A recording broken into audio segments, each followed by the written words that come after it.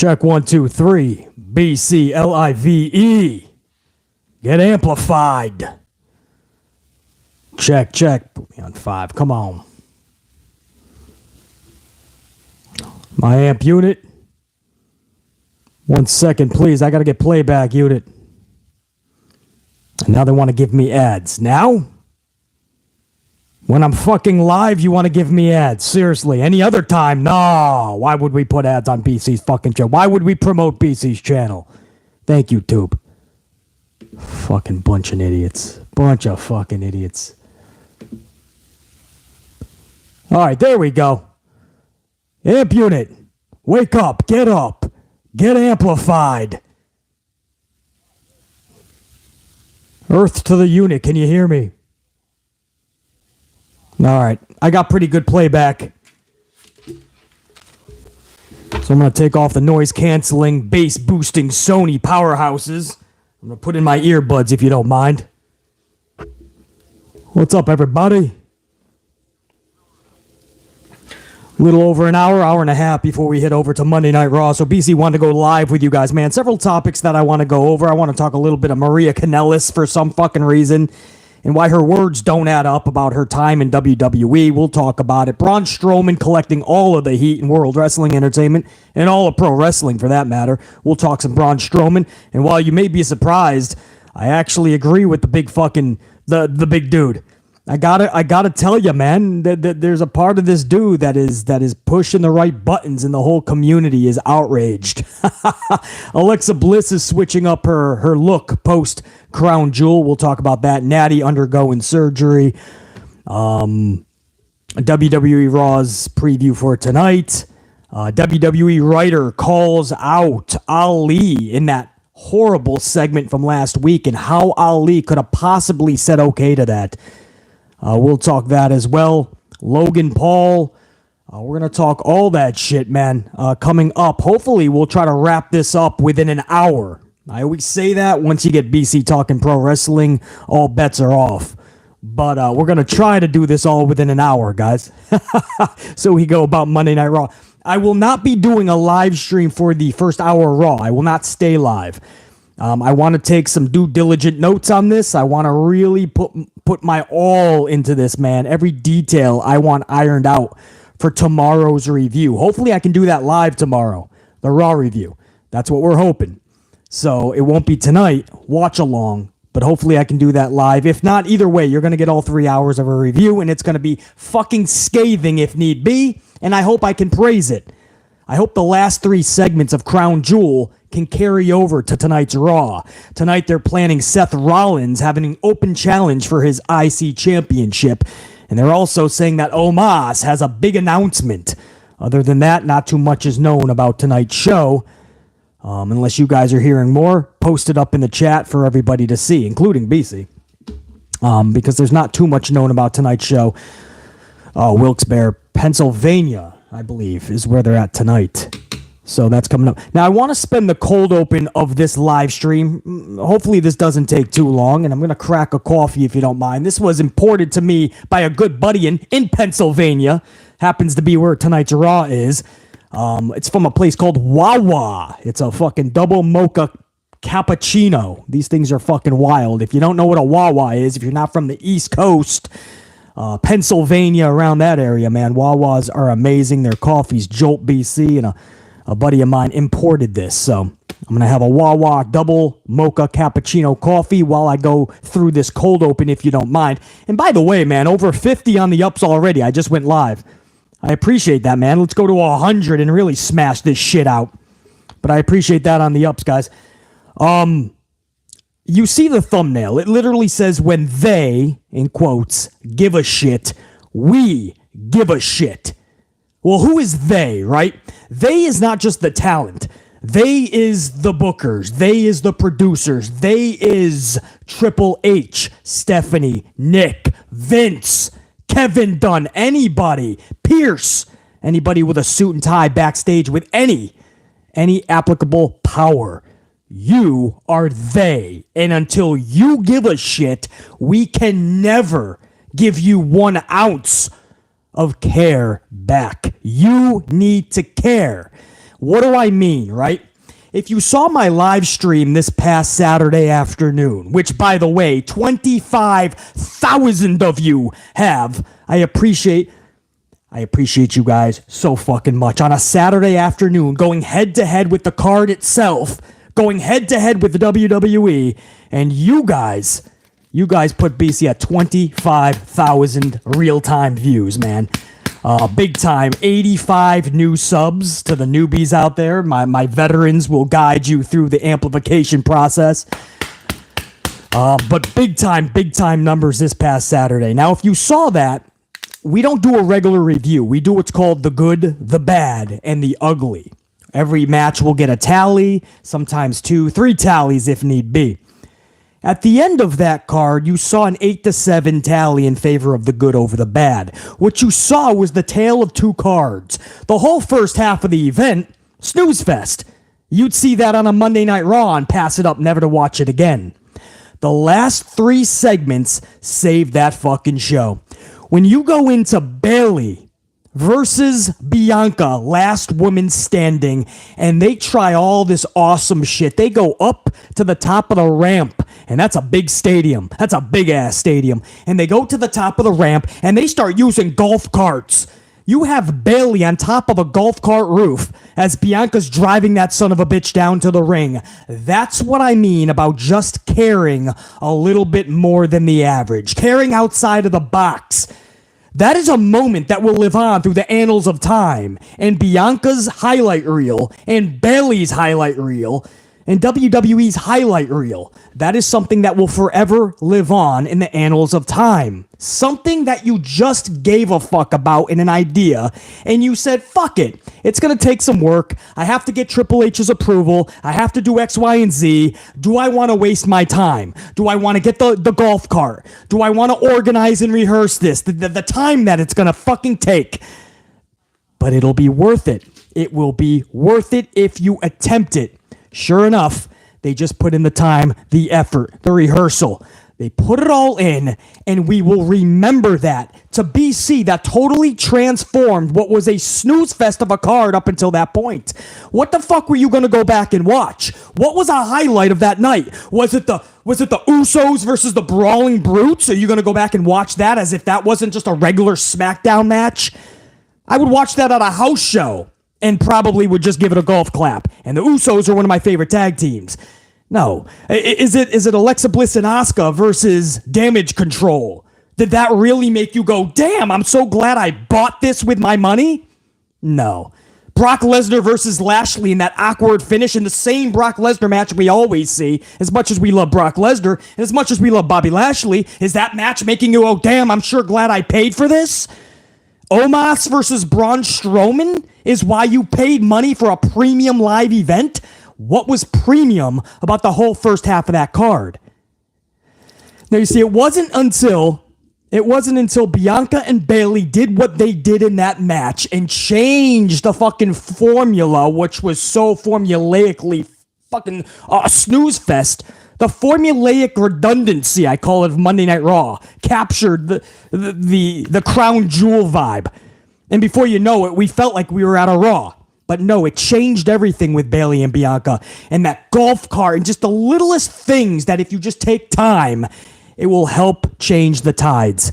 That went into Bray Wyatt. Now, usually that's where we put a snooze match, right? That's where everybody goes and gets their hot dogs or goes to go to the bathroom before the main event, right?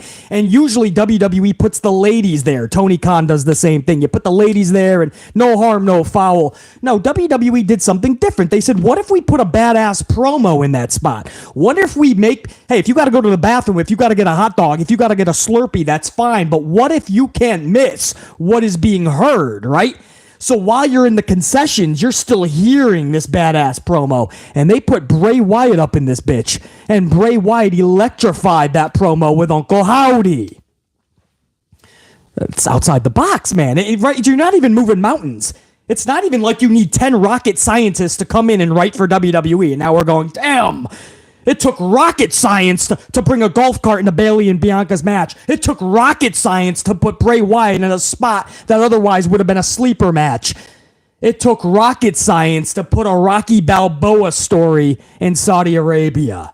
No, it doesn't take rocket science. That main event that you led into, it was perfectly set up. It was a lob. It wasn't a fastball. It was a lob ready to be hit grand slam fashion. It was just a little bit of a lob. And Logan Paul and Roman Reigns did exactly what Triple H thought they could do, knew they could do, and hit it out of the stadium. You know, there were so many people crying about this fucking match from day one, crying about it. Podcasters on this very platform crying about how this could be happening. Because what the fuck was the alternative? Do you want to see AJ Styles just fucking squashed? And that's his opportunity. You know Roman wasn't going to lose the damn title.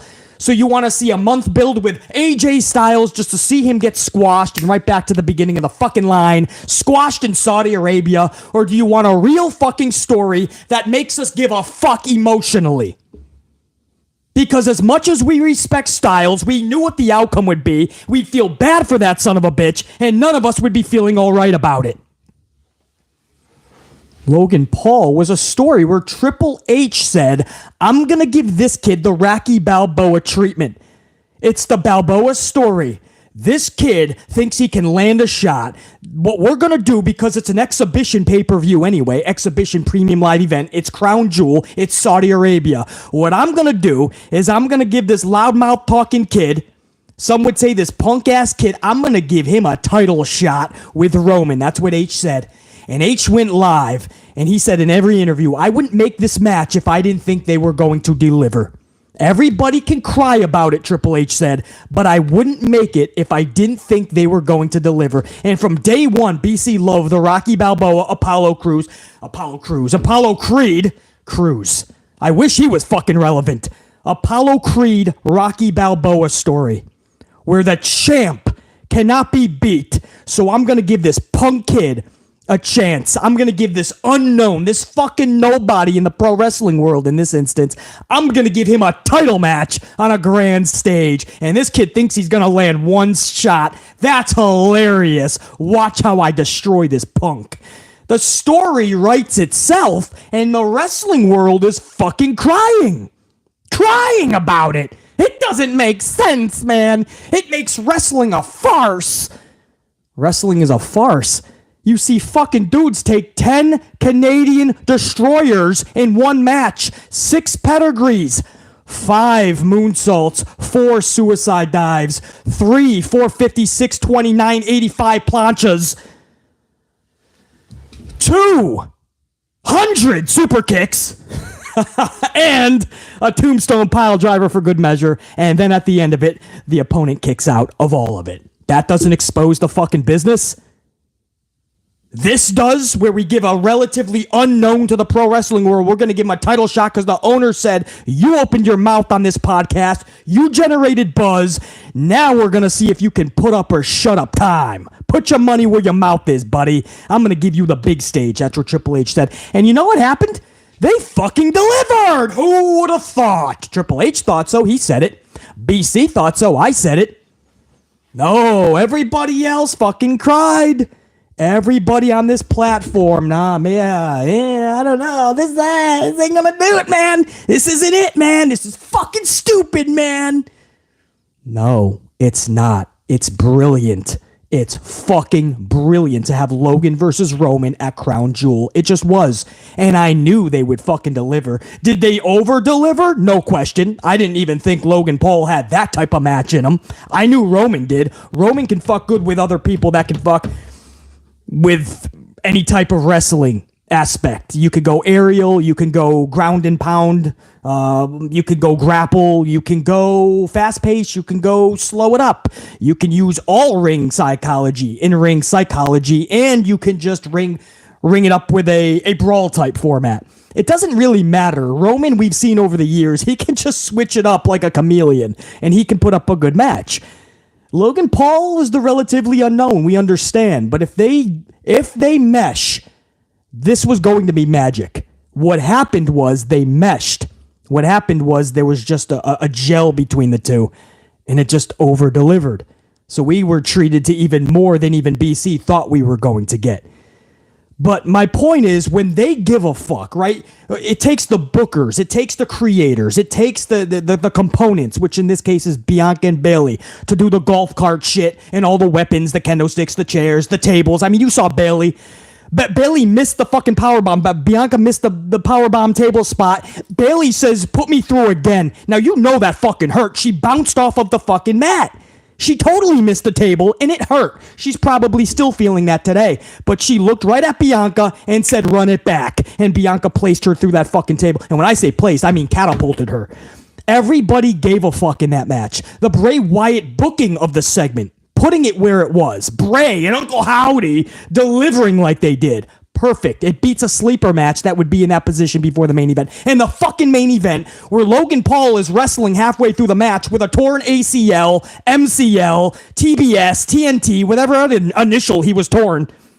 And here is fucking bringing up fucking, I don't know, Melty. It's a WWE match. Maybe Melty Boy will give it -7 stars. Who the fuck knows? But he did that while injured the way that he was. Everybody gave a fuck at the second half of this pay-per-view premium live event. Everybody gave a fuck. And when they give a shit, just like the thumbnail says, when they give a shit, we give a shit. You see exactly, if you saw that, like the 25,000 people that tuned into my live stream covering Crown Jewel this past Saturday. And thank you to the 25,000 of you. You guys fucking rock. Every single one of you heard me say that when you give a shit, we can give a shit. And that's what I've said from day one on the channel. This is why we rant and we're so negative during Monday Night Raws or SmackDowns or other pay-per-views. It's because this is the type of booking we should be getting every single segment. You should be having fun when you're putting together a wrestling show. When you're the wrestlers, you should be having fun. Could you imagine the planning going into the golf cart segment with Bayley and Bianca? That would be fun. That's not work. That's not like, oh no, man, I gotta almost get hit by the golf cart and then you're gonna drive me down. Oh, this sucks. All right. No, this is fun. I remember Sammy Guevara getting ran over by Matt Hardy. And when I say ran over, I mean he did like a fucking 7 twists in the air before he finally landed. Because Matt Hardy ran him the fuck down, Sammy Guevara. I mean, it's the funnest shit, those Stadium Stampede type matches. You get to be uber creative as talent. The bookers, it doesn't matter what the check is going to cost, right? Tell me what you need to make this match special, and I will make sure you have all the resources. I will make sure that we bring in whatever you need. Do you need a vehicle to be tipped upside down? Do you need a vehicle exploding? Do you need a monster truck coming in? We will foot the bill. You tell me what you think you can do, and we will help you along to make the best possible segment. Back in the day, that's what you did every segment for Monday Night Raw. It wasn't just pay-per-views. The fucking television shows. The television shows. Every segment was like, damn, I can't switch the channel back to football. I can barely go back to Nitro.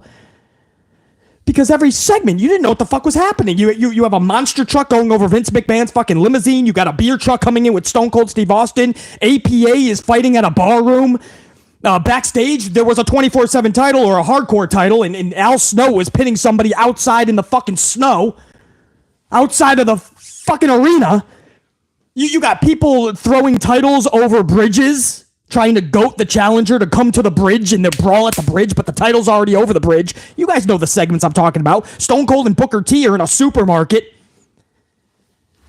When you give a fuck, the show comes together.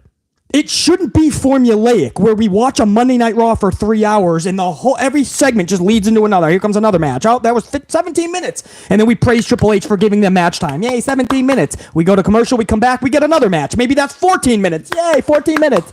Right? We get a little bit of a promo that means absolutely jack shit, and then we go back to another match, and then backstage we have a stupid segment like Ali looking at Miz's balls and saying, wow, you got tiny balls. And then we're all like, whoa, that's funny. And then we go online and we're like, wow, Monday Night Raw's amazing tonight. No, it's not. It's not. It's just not.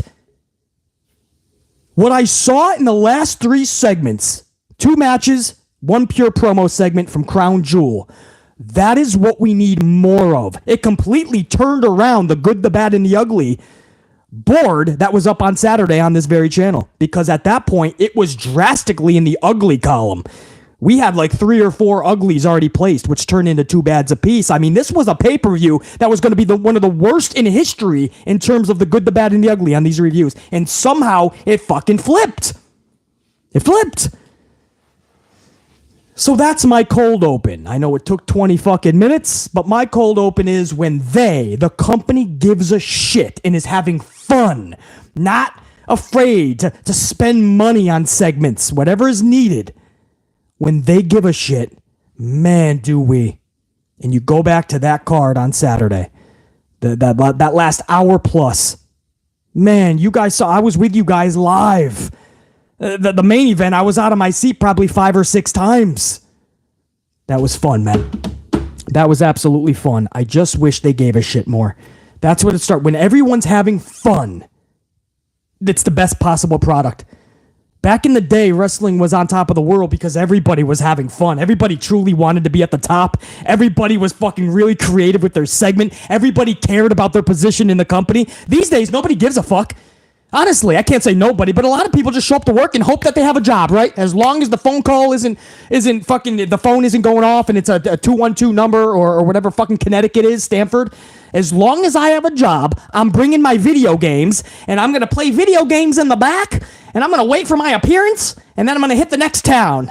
I don't want to fucking cause any trouble. I ain't going to cause any rifts. I ain't trying to get stressed out. My mental health is what matters and I am good. You know, while some of that may be true, you better fucking give a fuck about your spot. Because at any moment, Triple H, Vince McMahon, Stephanie, Nick, it doesn't fucking matter. Adam Pearce at this point, Mark Carrano can come back. They will release you. Your contract means nothing to you. It means shit. It means everything to them. They have you by the fucking balls. When you sign a contract, that means they have you by the balls. They can release you whenever the fuck they want. When you try to get out of it, you're deemed a villain. Just ask Sasha Banks and Naomi. They were fucking burnt out and lied to. They fucking walked. They're villainized. If WWE releases you because they want more fucking money, they claim budget cuts, and then all of a sudden they're recording record revenue. They're still looked at as the good guys. Well, they were under contract, basically. They're at fault. Well, what the fuck? Why do you let Vince McMahon off the hook when he fucking releases people? That's not right either. He's not honoring a contract. You better care. Put the video games down for a fucking minute and start caring about your booking. Ask yourself, when you're playing that video game, are people going to give a fuck about what I'm doing tonight? Are people going to give a shit? Or am I just going to go out there and I'm going to do wrestling moves? I'm going to do the clothesline, the moonsault, the 450. I'm going to fly over the top rope in a plancha. I'm going to ooh and I'm going to ah the fans. I'm going to go play my Call of Duty. Or put the fucking game down and ask yourself, damn, is there more I could be on? Maybe I should spend these hours before the match, before this. Maybe I should be getting creative and offering creative some of my own ideas. Maybe I should be more like Bray Wyatt and give a fuck.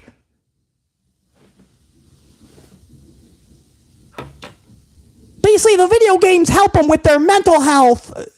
That's fine. That's fine. If you need to play Call of Duty, if you need to play Mario Kart, if you need to save a princess, if you need to fucking shoot your way through the fucking... whatever you need to do, if you need to do that, can you cut the time a little bit?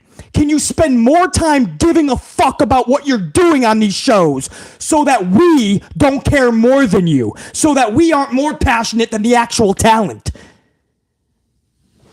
You want to know the fucking sad truth, unit? I think you do. Can I speak for you? Because I'm going to tell you exactly what the fucking sad truth is. BC Amplified as a WWE wrestler / character would be more entertaining than 90% of that roster. It's just the truth. If BC comes down the aisle on a Monday Night Raw Live and I got a hot mic, I'm going to be more entertaining than a fucking T-Bar. I'm going to be more entertaining than Ali. I'm going to be more entertaining than Carl Anderson. I'm going to be more fucking entertaining than Finn Balor. I'm going to be more entertaining than a Damian Priest. I'm going to be more entertaining than a Nick Cross. I'm going to be more entertaining than a Karrion Kross. I just am going to be. I shouldn't be. I should not be more entertaining than the people that were actually watching. The difference is, do you know what the difference is, unit? Throughout the day, I'd be giving a fuck about what I'm doing that night, and I'd be making sure that you guys are entertained out of your seats. You know what the difference is with the people in that dressing room, in the locker room today? Most of them, they don't give a fuck at all. They are going to sit down with video games and just be glad that they're there. Salute, unit. That's my cold open.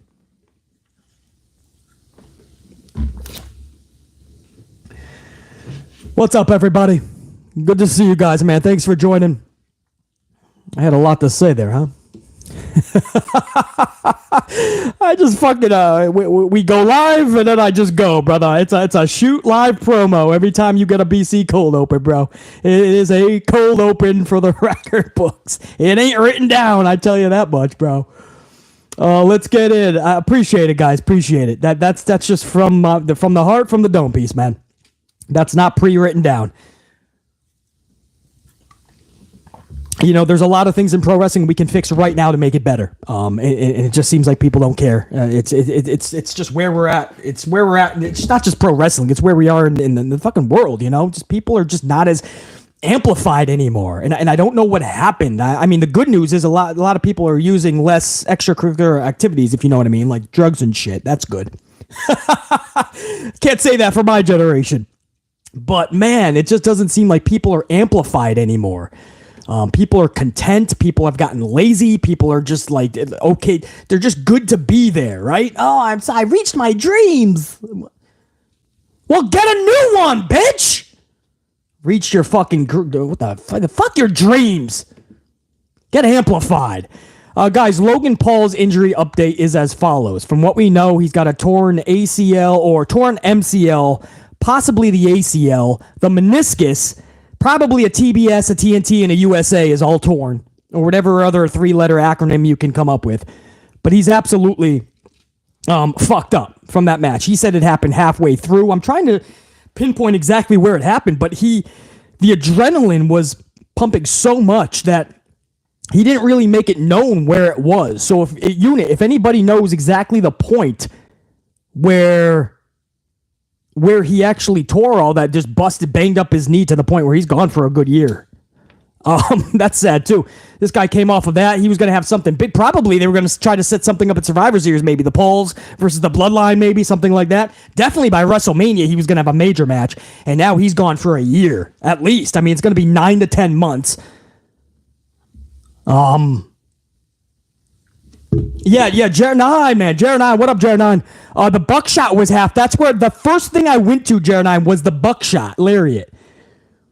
The fucking, that spinner springboard clothesline, known as the buckshot lariat. That's the first place I went to, but he looked fine after that.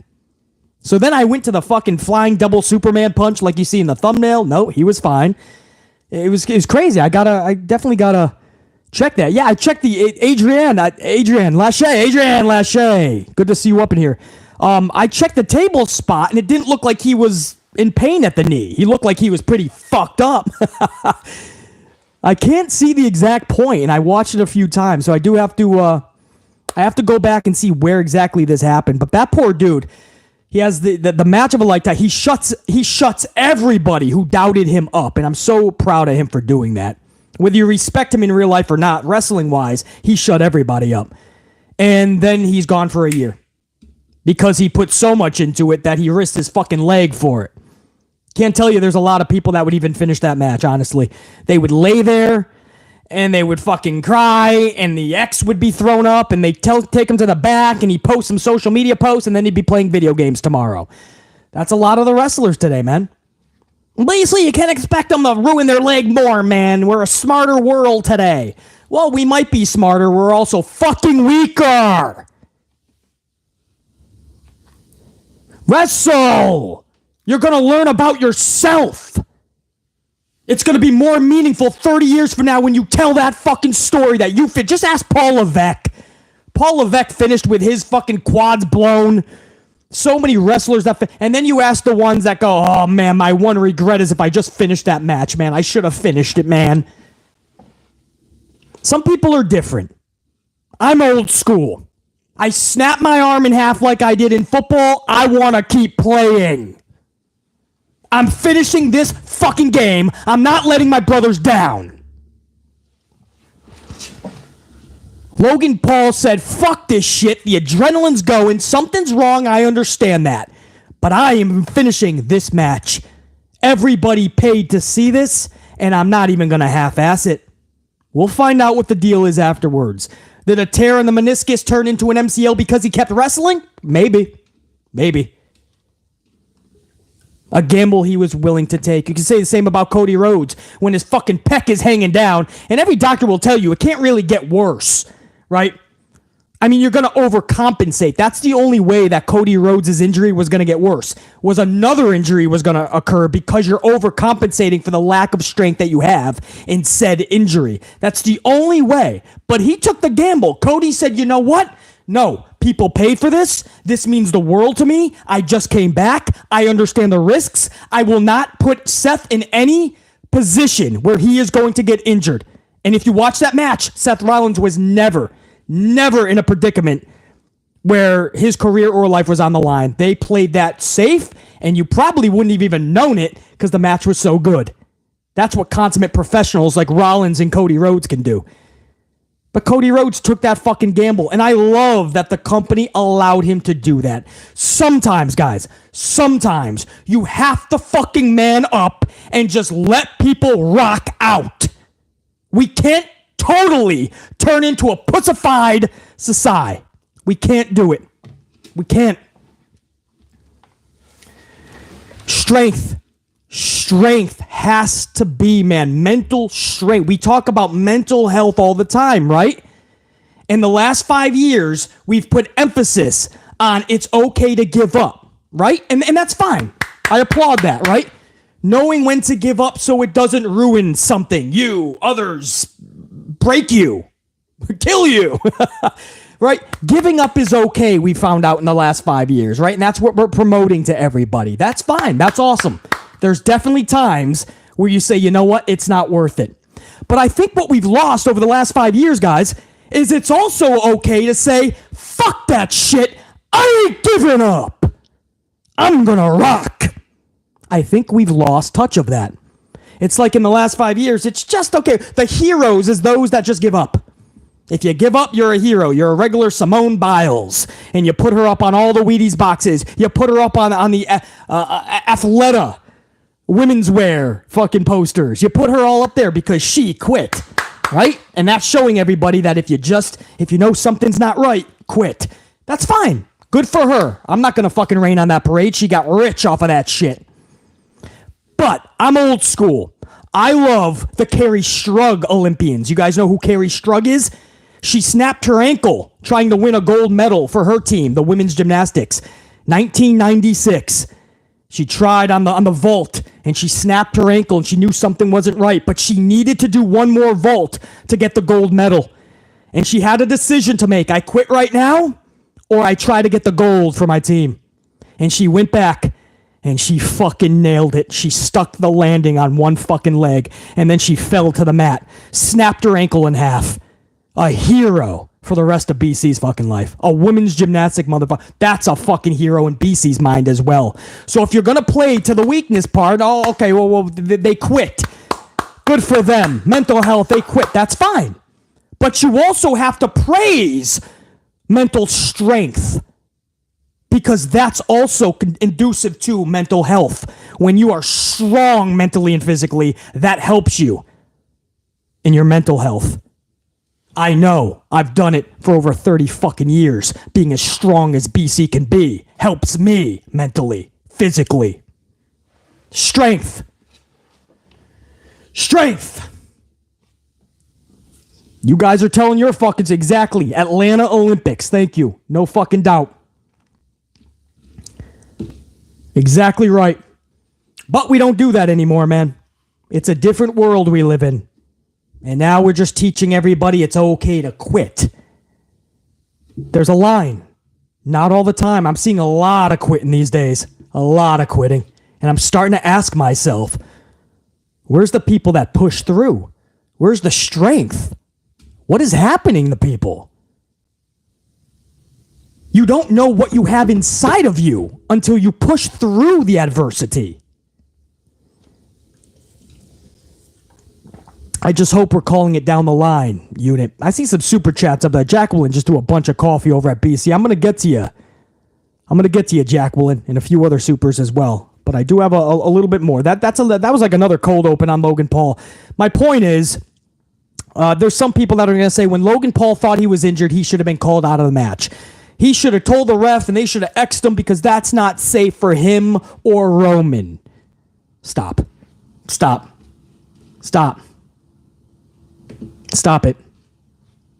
Just stop. Because that's not gonna be dished on this fucking channel, man. I'm so proud of Logan Paul for sticking through it. I'm so proud of WWE if they did know about it through the black box during the match, that they allowed it to continue.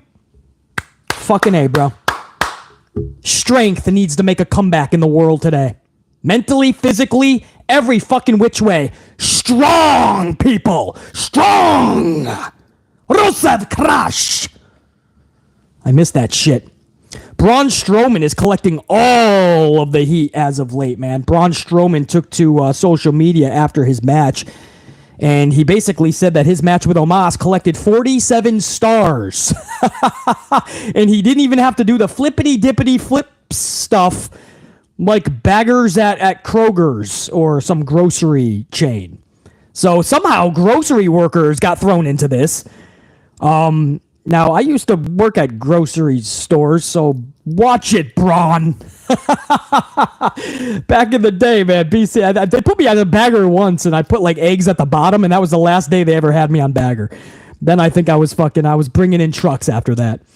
But Braun Strowman went for it, bro. And he's always poking at fans, and in the process, he always pokes at his own fellow wrestlers who kind of get upset at what he is saying because he's coming down on their style. In this case, it's the flippity-dippity style, is what he's calling it, right? I kind of call it the same thing. But then he caught the ire of a lot of people. Jericho said he used to also worked at a grocery store. Like, what the fuck, man? Ali got into exchange with Braun Strowman. Will Ospreay got into a little bit of an exchange with Strowman. So wrestlers started to call out Braun Strowman.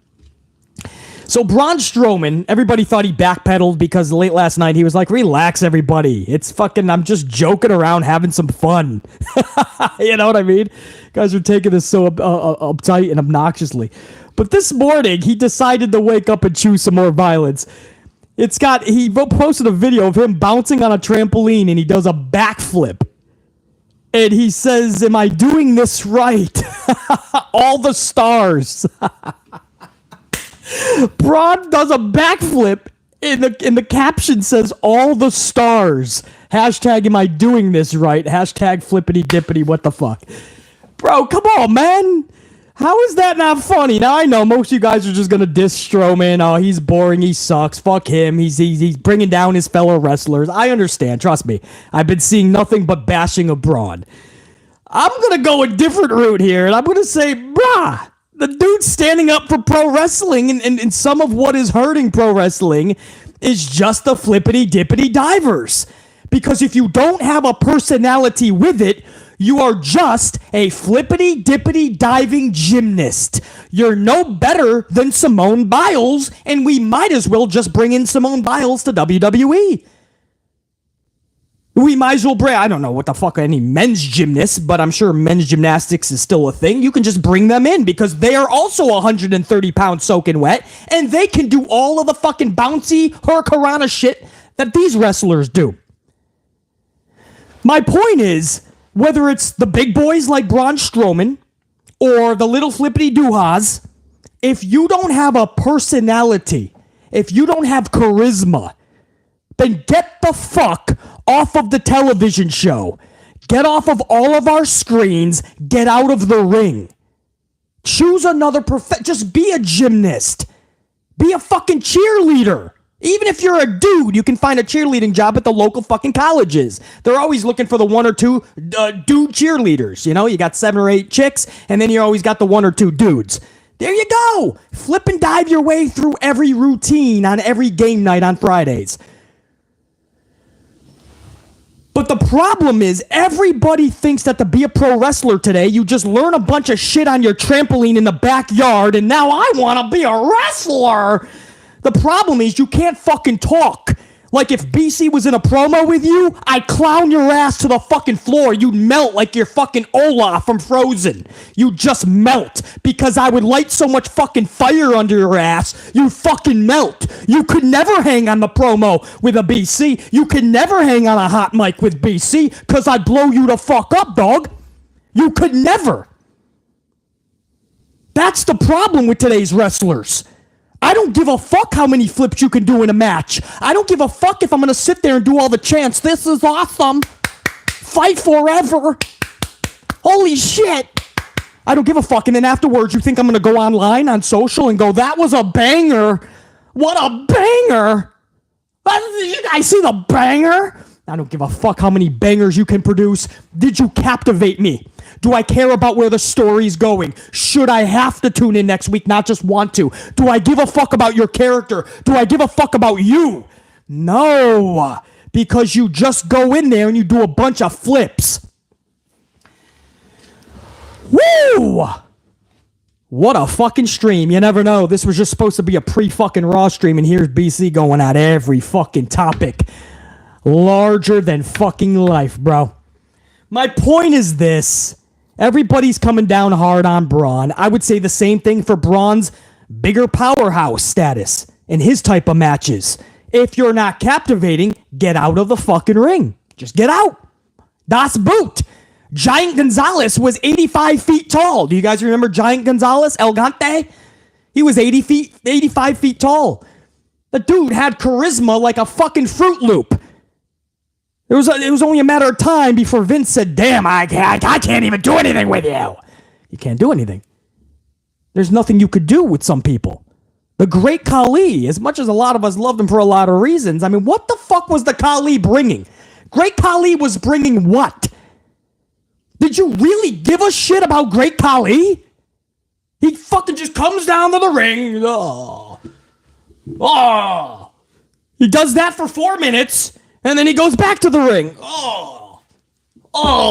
Half the time you didn't know if he knew where he was. How is that captivating, bro? These fucking flippers and divers today? What separates them? What separates them apart? How are they going to be larger than life? How are they going to be main eventers and we're truly going to give a fuck at the most highest of levels?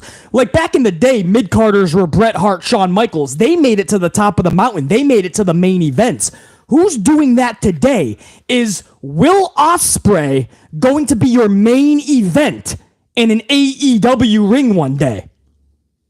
With his personality, with his charisma, is he going to carry what? Pac. Is Pac going to be your fucking main event one day? And how? How does he do it? Because it ain't going to be the promos. It ain't going to be the storyline. That's clear. Tony Khan doesn't even know what the fuck to do with Pac. Or 99% of his fucking wrestlers. Who? How? How are these people going to get there? Was Joey Janela ever going to become a main event? We love Jungle Boy. Is Jungle Boy going to be a main event? 130 pounds soaking wet. He can put on some good matches. Is he going to main event your show one day? Ali. What's the ceiling for Ali? Is he really going to main event WrestleMania to the point where we're going to give a fuck? I hope so. He's in the company, so I want the best for him. I'm asking. I'm not shitting on these dudes. I'm asking. We're seeing the same shit. You know, you guys cry about Drew Gulak losing his job. What the fuck is Drew Gulak doing to you emotionally? Do you give that much a fuck about Drew Gulak? Do you really give a fuck about Rico shit that much? You take away his cool wrestling moves and Rico shit cannot cut a fucking promo if literally his life depended on it. Every fucking morning, Ricochet wakes up, he shits out a promo, and he should have kept that in a promo bank. But nope, he's like, oh, there goes another promo. Damn it, I was going to hold on to that. No, he shits promos every fucking morning, out his fucking ass, and into the fucking toilet. Save that shit, Ricochet.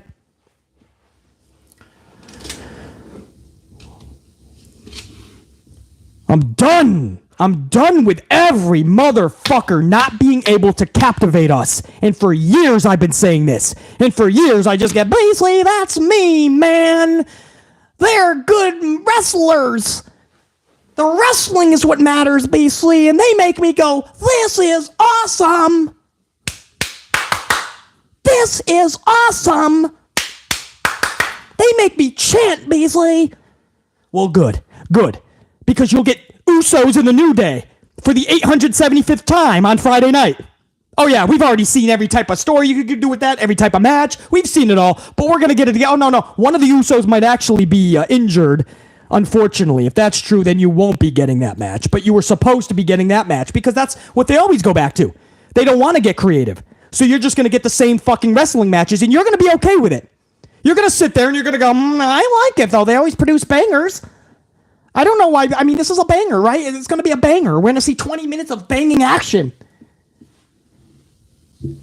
Well, wrestling's more than just your fucking bangers, bro. I hate to tell you this, man. I hope by now you already know Santa Claus is not real. I hope you know the Easter Bunny is not real. I hope you know that the Tooth Fairy is actually your fucking mother, your father, your fucking little baby fucking sister, whoever the fuck is placing money under your pillow. It ain't a Tooth Fairy, buddy. It ain't The Rock, Dwayne Johnson. And I damn well hate to tell you this, break the news, so you probably already should have known this, but professional wrestling is rehearsed. It's planned. It's predetermined. So your bangers, you don't give a fuck about characters that captivate you. You don't give a fuck about the storylines. You don't give a fuck about proper selling. You don't give a fuck about in-ring psychology. You just want all the fucking action. You want to be fucking aroused for 14 straight minutes in the match. Never mind that it leads you to nothing. Never mind that you'll probably get the same fucking match 86 more times because you did chant all the fucking chants.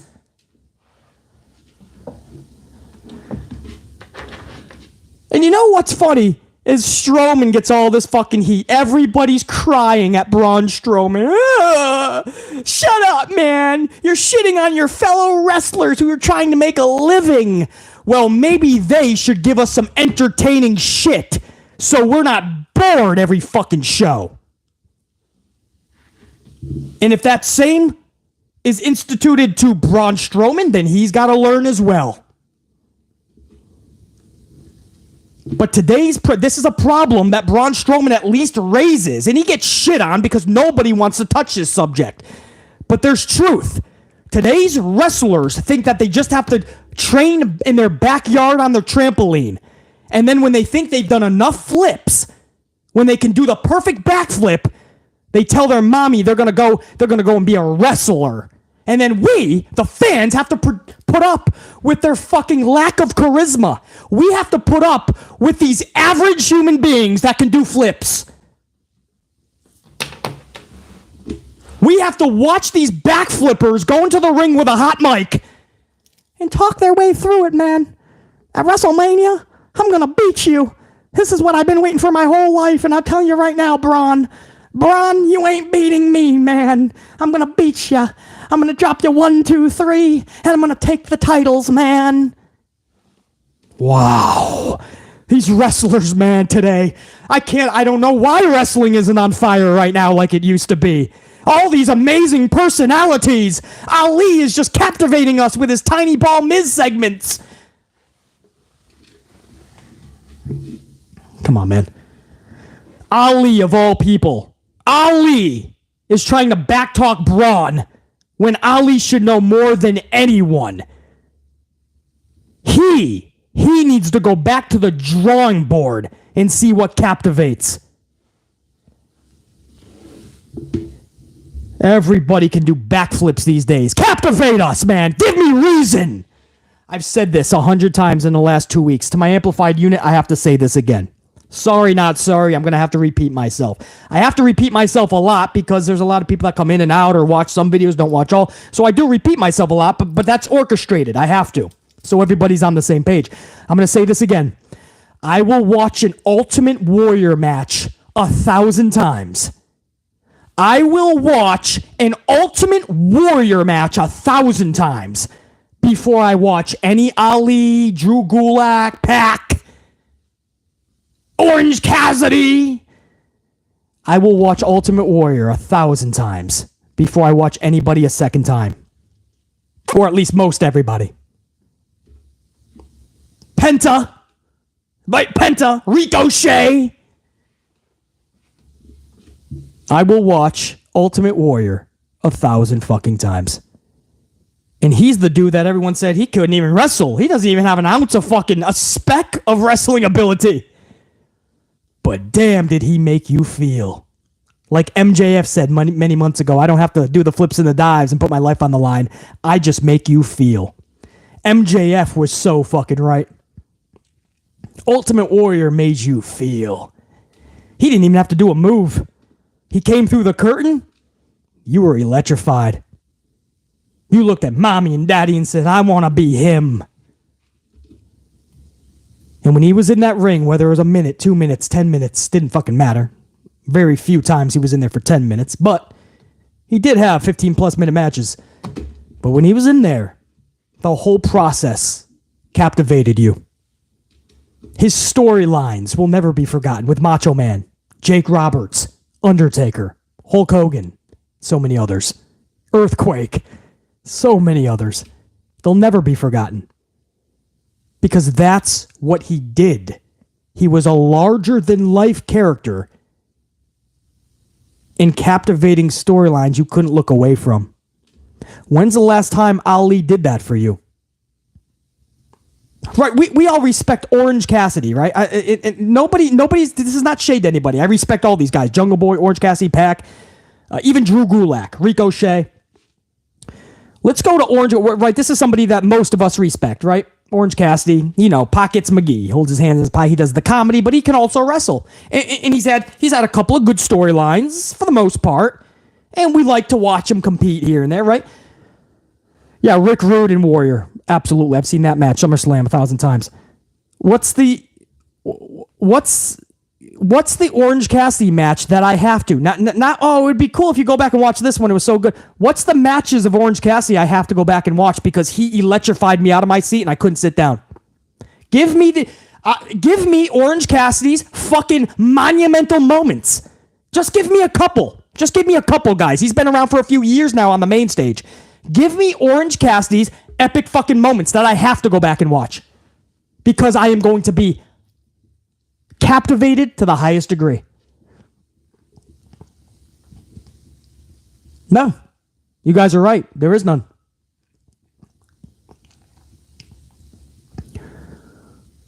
Absolutely none. Even Danny. Chris Jericho was good with Orange. Exactly right. Good. That was good. Right? Golf clap. That's what I mean. There's nothing epic. There's no reason to go back and watch something again. There's nothing that made you bounce out of your fucking seat.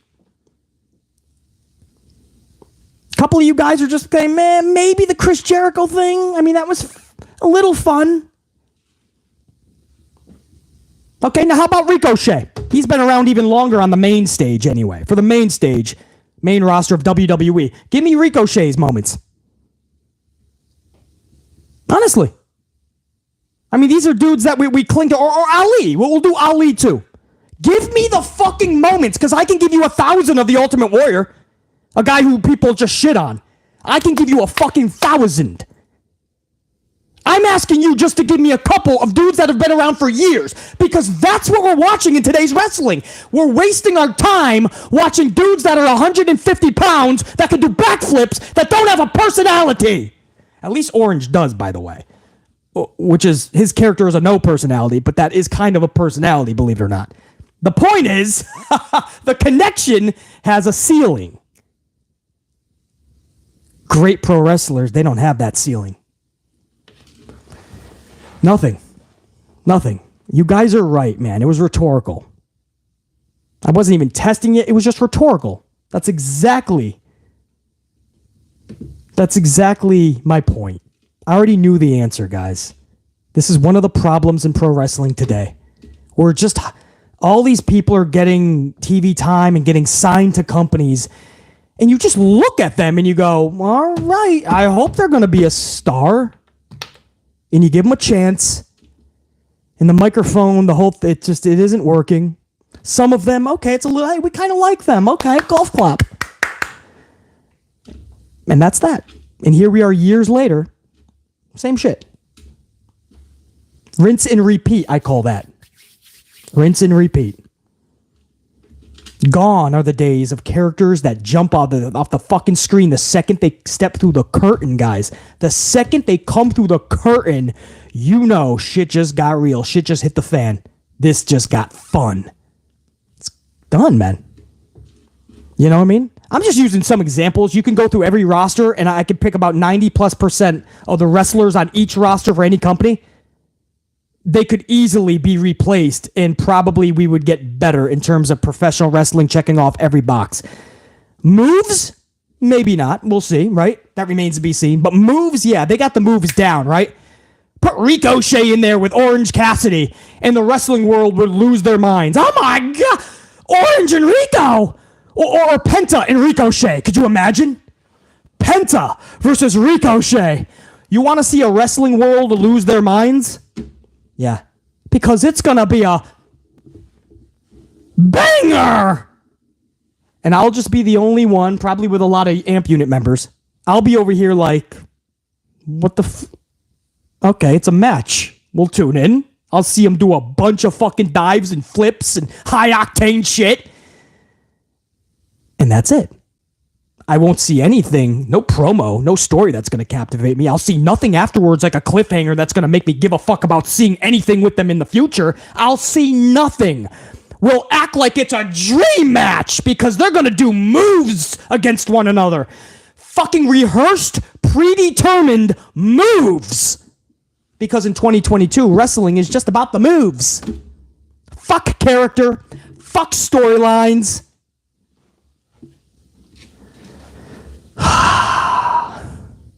But that's what we lose our minds with. Look at Tony Khan, the leader of AEW. Every time he puts together some of these flippity-dippity divers, it's always a dream match to him. Dream match on Rampage this Friday. And it's too fun.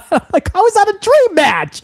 Have we lowered our standards of pro wrestling that much that a dream match is just every time two dudes are going to put on fucking move after move after move without properly selling, without using in-ring psychology, proper fucking defense? Anyway, my point is I'm not sticking up for Braun Strowman more so than I am saying he's got a fucking point. And it goes for the big boys as well. If you don't captivate, if you don't check off all the other boxes, then you're just a glorified gymnast. And you're the ones getting the 5 and 6 stars from Meltsy Boy? That's not fair. Because wrestling is more than the fucking moves.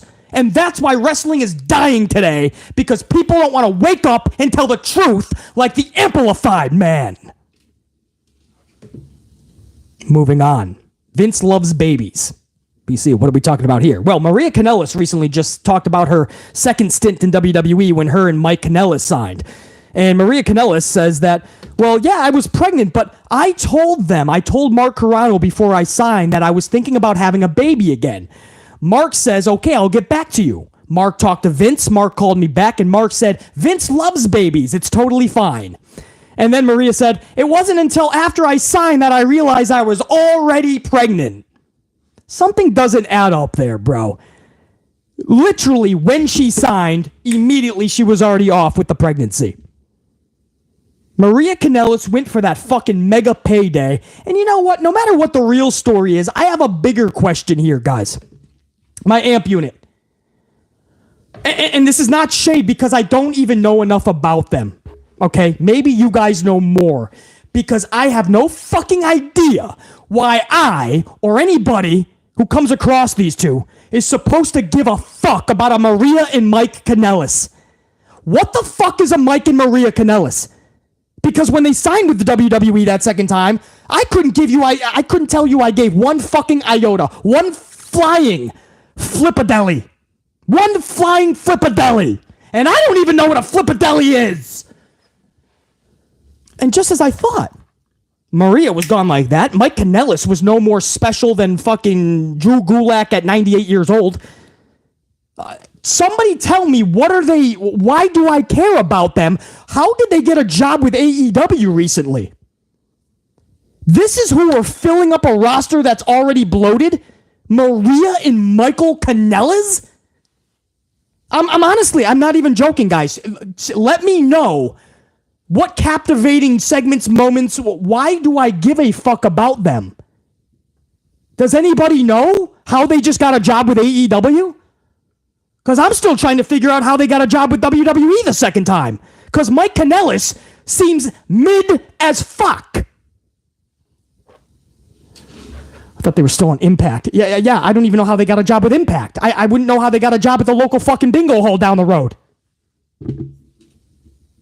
Okay, so you guys are just as clueless as me. I don't know what's special about them. And when I heard they just signed with AEW, I was thinking, what am I missing? How do I not know what I'm supposed to know about these fuckers?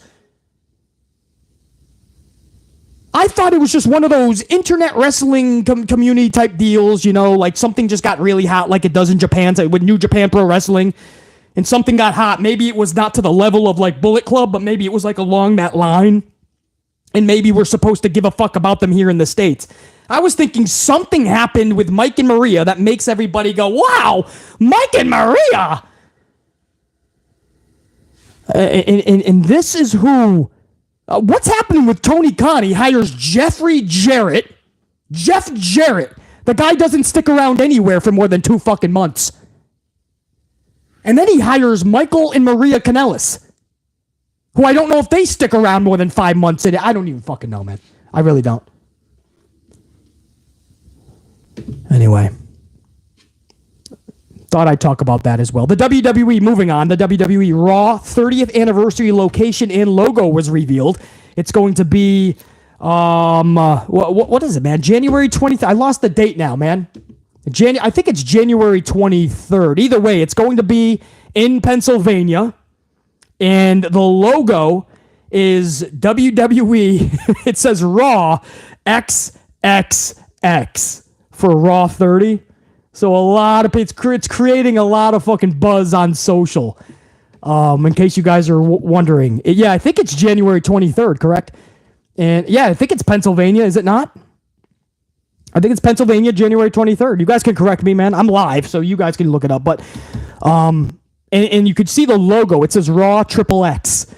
XXX. So I think that's funny, man. I think it's a great logo. I hope they don't feel peer pressure and have to take that shit down. Advertisers get pissed off. I hope not, man. JR9, thank you, man. King Wrestling, thank you. So yeah, January 23rd, Pennsylvania, the 30th anniversary. I hope it's not a hokey pokey show. I hope it's actually fun. I hope they treat it with respect. A lot of these gimmick shows, these holiday shows, these anniversary shows, it's so fucking hokey, man. It's so childish that it just ends up being a bad show. I'm hoping that's not the same deal here, but that's the news on WWE Raw 30 coming up in just a few months, early next year. Alexa Bliss, moving on. Alexa Bliss has switched up her look post Crown Jewel. Not exactly. JR9, you're still up in here. What the hell is she doing, man? She just dyed her hair like a pink, her old pink. It's like all pink, and she's like very fucking sexy. She's in lingerie. Now, I thought maybe we get some teases to like Bray Wyatt. No, this is like sexy Alexa on her social. And I'm like, oh, is it just a swerve? Or is this, it was great. BC was like, damn, fucking Alexa, bro. Oh, is that an old photo that she posted? Oh, that's an old photo. Well, what the fuck is she reposting it then for? Oh, who cares? We're the winners. We get to see it. And Mrs. Ricochet, Samantha, I think her name is, the ring announcer for SmackDown. Did you see her pictures early this morning? What the fuck? I don't know if Ricochet is not getting the job done in the morning or some shit. I don't know, but she felt the need to go on social and bring her sexiness like straight fire to all of us. Samantha Irvin is hot. I never knew that. I'm a JoJo kind of guy. JoJo, Bray Wyatt, Wyndham Rotunda's wife. Or girlfriend. I don't know if they're fucking man, but JoJo, man, I miss her. I'm Team JoJo, but Samantha just showed me that she's got some fucking goods. Anyway, that's the sexiness part of these lame, man. Alexa throwing some straight fire over at us on her social. Samantha, Mrs. Ricochet throwing some love over to us. Ultra sexy status. And on the reverse, the opposite side of that, Nattie, not so much. Nattie just underwent nose surgery. She got her nose shattered by Shayna Baszler recently. They were hoping that it was like dislocated and fractured. They were hoping that they could just do some work without the surgery. It was evident that she had to have the surgery. She looks fucked up.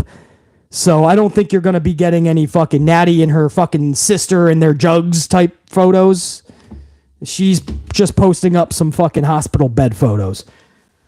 But all the best to Nattie, man. Nattie got fucked up, man, and that nose is damaged. It needs to be controlled. So I don't think you're going to see Nattie for a while. She's most definitely yeah, Jared9, that Shayna knee was fucking brutal. It looks like she's absolutely missing War Games Survivor Series. Former WWE writer questions why WWE superstar Ali would have accepted his latest WWE Raw segment. For those of you that don't know, last week Ali participated in a segment that had him in the trainer's room with Miz. He looks at Miz. He says, they say everything is bigger in Texas. He looks down at the Miz's private area, his package. He looks back up at Miz and he says, well, not everything. You got tiny balls. Twice he looked at Miz's package, by the way. Now, former writer Freddie Prinze Jr. is asking how in the world somebody like Ali actually approved that or accepted it. Not up to him to approve. That's the writers, and then Triple H has to approve it. And then your talent just has to okay it, right? Or there's a big issue if the talent doesn't feel comfortable or doesn't want to do it. So Freddie Prinze is asking, okay, how, first of all, did this segment even get approved by Triple H? And then how the fuck did Ali say okay to it? Guys, Freddie Prinze is not the only one to be asking this. BC was the same motherfucker who it was befuddled by that segment and that Ali would say okay to that. That Ali would look at a man's fucking package on live TV, look in his eyes and go, you have tiny balls. Not everything's bigger in Texas. Your package isn't. What man would say that to another fucking man? Because I've yet to see one in my fucking lifetime, and I've been in every fucking barroom brawl you can imagine. I grew up in fucking projects.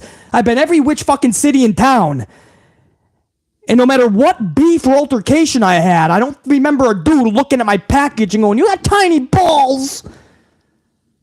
That was so bad, guys. Whether you give a fuck about Freddie Prinze Jr.'s opinion or not, this is just another dude who's outwardly saying what BC said. And it's good that there's other people in the community who have the fucking balls to speak the truth, because there's not enough people like BC in this community. So I'm glad that there's somebody like Freddie Prinze that has the fucking balls to say that, to say the truth. Those type of segments are not funny. I don't know anybody that would giggle at that after Halloween and they brought their kid to get their Halloween candy and they sat down with little Douglas and they're like, let's be sports entertained, Douglas. And they see that segment and they Douglas, that was a funny segment right there. I'm not going to tell you about it. They're talking about Mrs. Testicles. I'll tell you when you grow up, Douglas. Who the fuck would laugh at that shit? Nobody. And I do mean nobody. I'm proud that Freddie Prinze Jr. said that shit. Hey, we're close to 200 on the ups. Let's make sure that happens. Get amplified, unit. Let's catapult over 200 before Monday Night Raw. Moving on. I went over Logan Paul, Braun Strowman, Vince. I went over most of it. You know what? We're getting close to Monday Night Raw. So what I want to do, guys, is go over to my supers, if you don't mind. That way you guys can go and watch Raw. Let me go and say what's up to my next level VIP amplified unit members, man. Throwing BC a coffee, tipping the content creator. And we started off... Where did we start off? Sheriff Rivers kicked us off with a 4-spot coffee. Thank you guys again. It means a lot. Sheriff Rivers, salute. I hope everything is good, man. What Sheriff Rivers is talking about is he had his grandma's funeral this past weekend, this Saturday, and he went right from that into showing love to the channel during Crown Jewel when we were live.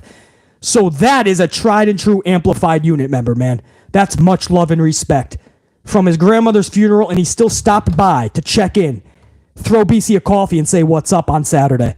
So, Sheriff Rivers, thank you, brother. I hope everything is good and you're rocking out. Keep your head up. Stay amplified. Jacqueline Robinson with a 10-spot. Says, at Clash at the Castle, the pay-per-view was good, and you thought maybe Triple H was going to change going forward. Leading up in Crown Jewel was terrible overall, so Triple H don't want to change nothing. Jacqueline Robinson, can I springboard? And you're right, Jacqueline. I appreciate the coffees, and I know you got a 20-spot coming up, so I'm not done with you, Jacqueline. But if I may, I want to springboard off of that. Jacqueline, if I can go back to Clash at the Castle, because I forgot to even mention this, WWE brought in massive numbers for Saudi Arabia this past Saturday, Crown Jewel. Massive. Before that, Clash at the Castle was the most viewed premium live event internationally. It's already been broken just a few months later, 1 month later, with Crown Jewel. 7 figures of viewership, guys. Can you guys fucking believe that? Saudi Arabia Crown Jewel pulled in 7 figures plus, crushing the Clash at the Castle viewership numbers. And to put that in perspective financially, all of the WrestleManias together, if you added up all of the revenue for the 38 WrestleManias, it gathered $250 million of revenue for WWE. $250 million. All of the WrestleManias combined. Do you know what the 8 Saudi shows brought in already, Vince McMahon? So 38 WrestleManias equals $250 million for Vince. 8 Saudi Arabia shows brought in $400 million. And we still have years to go on the contract. And another $300 million plus. That will equal out to be $1 billion plus when it's all said and done and the new deal is contracted. Guys, $250 million, all of the WrestleManias compared to 8 Saudi Arabia shows. And you wonder why Vince McMahon will stop at nothing to make sure that those boys and gals are over there when they're supposed to be? It's because Vince is cashing the fuck in like nobody's business. Yeah, those are true numbers, guys. True numbers. Jacqueline Robinson, thank you for reminding me of that. And also, Jacqueline Robinson with a 20-spot. Fucking bunch of Starbucks over to BC. Right now, we're doing the Wawa from Pennsylvania. This was brought to me. Double mocha cappuccino. Jacqueline showing the love huge tonight. Says, Vince, Triple H, etc. call Bray hard to work with. Sack, because he cares about his booking, but you don't care or fight, you look like clowns due to Vince, Triple H, etc. I would want to be called hard to work with, knowing I'd done the right thing. Jacqueline, no question about it. They claim Bray Wyatt is hard to work with, but they knew they had to bring him back because the guy is a fucking genius. Salute, Jacqueline Robinson. I appreciate the love and respect. Just know it's right back at you. Jane Donnelly's up in this bitch, $8.99. Don't always get to see Jane, so what up, Jane? What up, BC? Hope you and the amp unit are doing great. Have some coffee on me. Red team, go! Jane, don't mind if I do. I appreciate that, Jane. Good to see you up in here. I know you don't get to catch all the streams, but I appreciate the love and support. Let me take a swig over for Jane and Jacqueline. That's good. Let me take another one for Jane and Jacqueline. Appreciate that. Sheriff Rivers, Jacqueline, and Jane Donnelly. Enforcer 2K9 is up in this bitch with a 2-spot. Look what happened to R-Truth trying to flip and dive. Enforcer 2K9, that's what MJF said, man. I don't have to flip and dive and put my career and life on the line. I make you feel. R-Truth, at least at the bare minimum, brings comedy. I don't know how much these days because the segments are such trash. They don't even do R-Truth justice. He could be funny, but the segments suck, and that's the fault of booking. So then the guy at 50 years old, I believe R-Truth is 50, correct, guys? Somebody can correct me in the chat, but I think he's 50 years old. And he felt he had to do it because he was in a wrestling match in a primetime NXT show. He felt he had to do a flip, and he felt he had to flip over the top rope when there was no business of him doing that. And he got injured pretty badly. So Enforcer 2K9, exclamation point, bro. Salute. Strictango, 2 spots. Strictango says, storytelling is what got me into wrestling. Absolutely. Storytelling, larger than life characters. The match could be 3 fucking minutes. I wasn't fucking crying about that shit. I was captivated by the characters and the story leading up to it. What the match at the pay-per-view does going forward. And usually they set up a new fucking big arch nemesis for the face. Everything made sense back in the day. Today, it's the opposite. Nothing makes sense. And a lot of the fans don't even give a fuck. As long as we get a banger. Strictango, no fucking doubt, bro. It's good to have people like you in the unit that understand what BC is saying and what is broken in pro wrestling. Issachar. Is that right? Issachar? $4.99. Coffee over to BC. What up, BC? What are your thoughts about LA Knight? Dude oozes charisma. No question. When he turned into fucking modeling Max, I was like, what the fuck are we doing? Somebody put all of our collective dome pieces to a brick wall. Nope.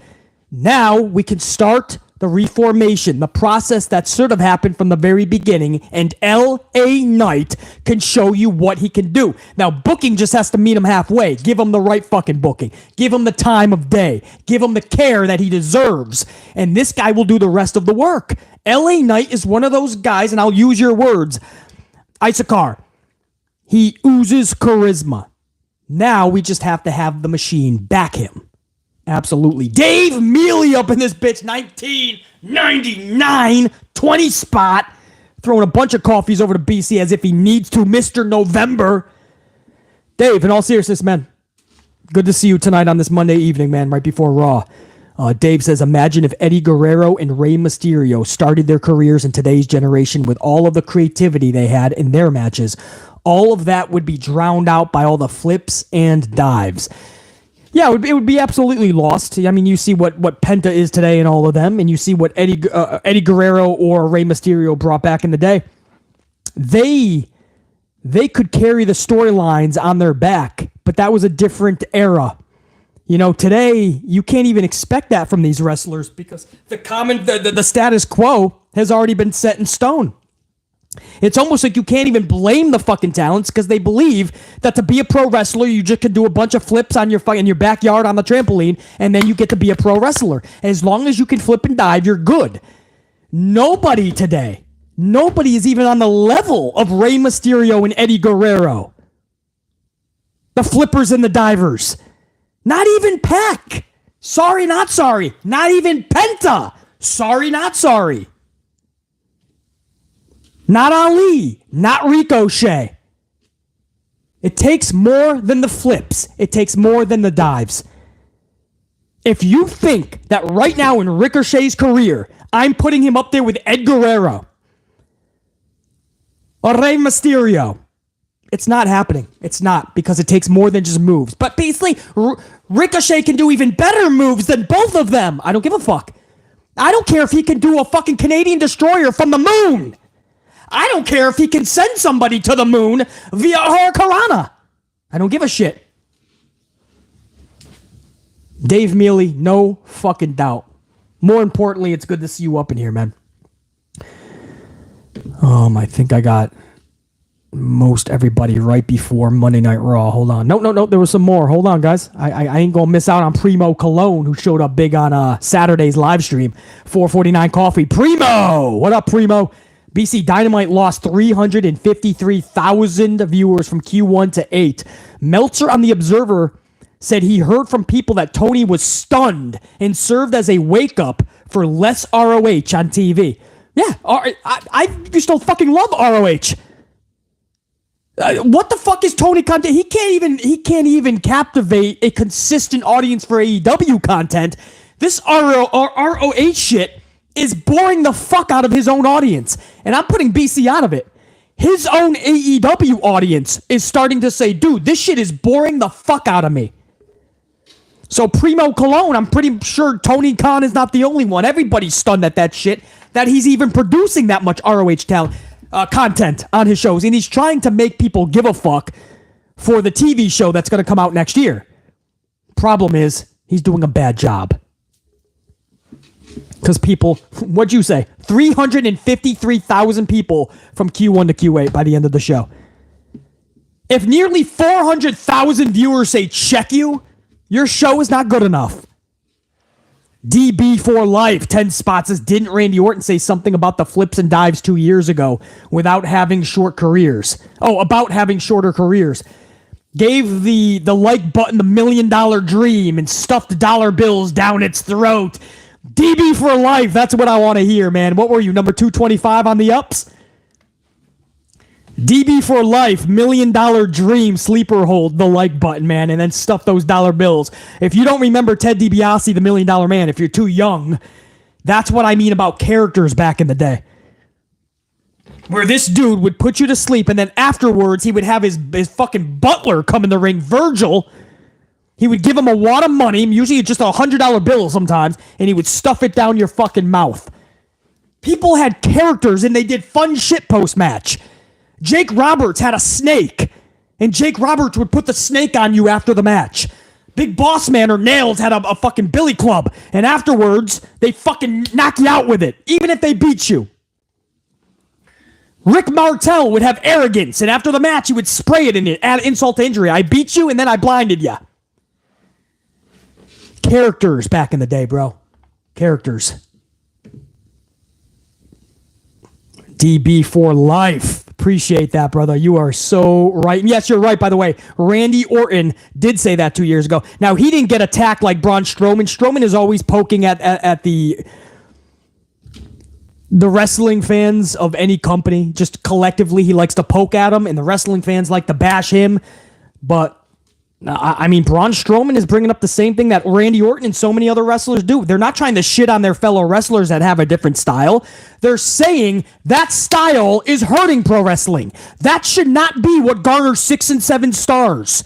It takes more than that. And I'm not saying Braun Strowman matches should get 6 stars, but I'm sick of seeing Melty Boy just give the flip and dives matches 6 fucking stars. Wrestling is more than that.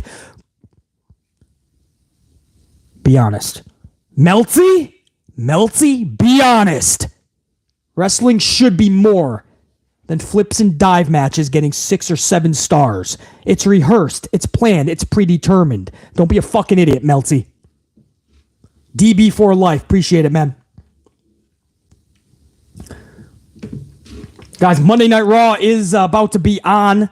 But hold on, there was some more, man. You guys are coming fucking hot now, man. Dante Jaron 23, $4.99. As kids, we didn't have access to the wrestling backstage, so it was more believable. These days, we have too much backstage access, so it's unbelievable. Oh, no doubt, Dante. No doubt it's a different game today, but that's where the fun and creativity should be. This is where we come together, anybody in these locker rooms, and you create today's atmosphere. What wrestling should be, what today's atmosphere is presenting to you, today's fucking situation. Okay, social media is a thing now. People have more access. How can we make the best content? How can we make the best show possible given today's world, today's circumstances? And you should be having fun. Instead, every fucking show, every week for any company just seems formulaic. It just seems like we're just going through the motions of every show, every segment. Gone is the fun. Gone is the organic segments that make you feel something. It's gone. So Dante Jaron 23, you are fucking right, dude. There's no question. But now it's up to all of those in those locker rooms or in Titan Tower, which is headquarters for WWE Stanford, or down in Tony Khan's inner circle. It's time for them to get uber creative. You still have to make it work. You can't just make excuses and say, yeah, well, today more people know about what's happening backstage. Social media is a thing. We're kind of handcuffed. There's nothing we can really do. Let's just put out some bangers. You got to do better than that. Dante Jaron 23. No doubt, though, bro. Good to see you up in here. Taryn Dawn, 2 spot. Taryn Dawn says, time to Roman rock bottom those ups. Oh, the Roman rock bottom was badass from fucking Saturday's Crown Jewel. Roman Reigns did the rock bottom to Logan Paul. I was like, he did not. This son of a bitch already teasing that WrestleMania match with The Rock. Taryn Dawn, I appreciate that. Roman, rock bottom to that up. Where are we at right now? 238 on those ups. Let's take that to 250 live, guys. Come on now. We could rock this out. Taryn Dawn, I appreciate that. And to end this, man, Ashley Steggles with an $8.99. So good to see Ashley. Hey, Ashley, man, I went an hour and a half almost, man, with 27 minutes of notice. I'm so glad you made this shit, Ashley. Right at the tail end. I see you, dog. Ashley says, for me, bangers are storylines and in-ring psychology on top of the larger-than-life stars that are in the match. Perfect example. Wait, does that make sense, Ashley? Hold on. For me, bangers are storylines and in-rings. I got you. So for you, bangers, what constitute as a banger, is storylines and in-ring psychology on top of the larger-than-life stars that are in the match. Perfect examples are Undertaker and Kane, Savage and Warrior, Flair and Sting, Austin and Rock. Absolutely, Ashley. We're on the same wavelength with that shit, bro. It's the whole package. Ashley, I don't know if you're still up in here, Ashley Steggles, but we talk about this all the time on the channel. We talk about it all the time. It's the entire package. You have to be larger than life. You have to be able to captivate people in your promos. Macho Man and Ultimate Warrior, you could barely understand what the fuck they were saying half the time, but you were captivated. You could not miss a word. These days, these wrestlers are cutting promos and they're putting you to sleep. You're changing the fucking channel while they're speaking. And then you put them in the storylines, as you said, Ashley Steggers. You put them in the storylines that we care about. No question. Ashley, I see you're still up in the chat. We already know, and now it's just about everybody being truthful in what pro wrestling is. It's more than these fucking bangers because you put on a bunch of fucking wild moves. It's got to be more than that, bro. Good to see you up in here, Ashley Steggles, man, right at the tail end of this shit. And before I end this, man, Jacqueline Robinson with another 10 spot. With one of those fucking emoji gifs saying thank you. No, Jacqueline, thank you. Jacqueline Robinson fucking star up in here, man. A 10 spot, a 20 spot, and a 10 spot. Jacqueline throwing 40 fucking... That's a bunch of Starbucks, Jacqueline. Jacqueline, are you still up in the chat? Jacqueline, we're calling you out live. Monday Night Raw's on. We can't, I'm on a delay, but we can't wait all that. Jacqueline, are you up in here? There you are. Jacqueline, I want you to know I appreciate that. Several fucking coffees over to BC. You did not need to do that. I appreciate that, Jacqueline. So I wanted to give you a special shout out there. And guys, before I take off so we can all watch Monday Night Raw, I don't know if that's a good thing or not. To all my super chatters, man, all my next level VIP members, thank you big time. And I mean Sheriff Rivers, Jacqueline Robinson, Jane Donnelly, Enforcer 2K9, Strict Tango, Isakar, Dave Mealy, Primo Cologne, DB for Life, Dante Jaron 23, Taryn Dawn, and Ashley Steggles, man. There was a lot of you guys on this impromptu. You guys fucking rock. I appreciate you guys. To my right-hand man, Jaron 9. Be taking your notes in case I need you tomorrow, man, if we're live. To Carlos Ray, to James Shrimp Fajitas, to Alicia, to Adrienne Lachey, who was up in this bitch, who I don't get to see often, DeMonte, Kelsey, Santivia Major was up in here, King Wrestling, Keyshawn, Iman Perry, DJ is a prodigy, Redhead Kingpin was up in this bitch, Maggie was up in this bitch, Osia, WWE AEW Marvel fan was up in this bitch too. Wisdom of Charlie Grin was up in here. Jay Bry. Osia Weidman with a $9.99 says, here's some more coffee, BC.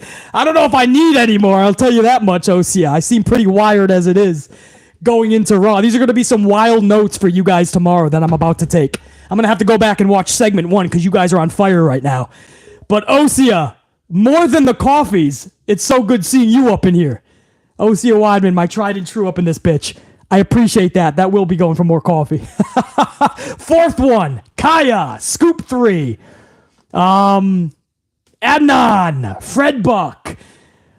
James Shrimp Fajitas, I think I got you, man. Keep rocking, James Shrimp Fajitas. Keep on rocking, man. You know.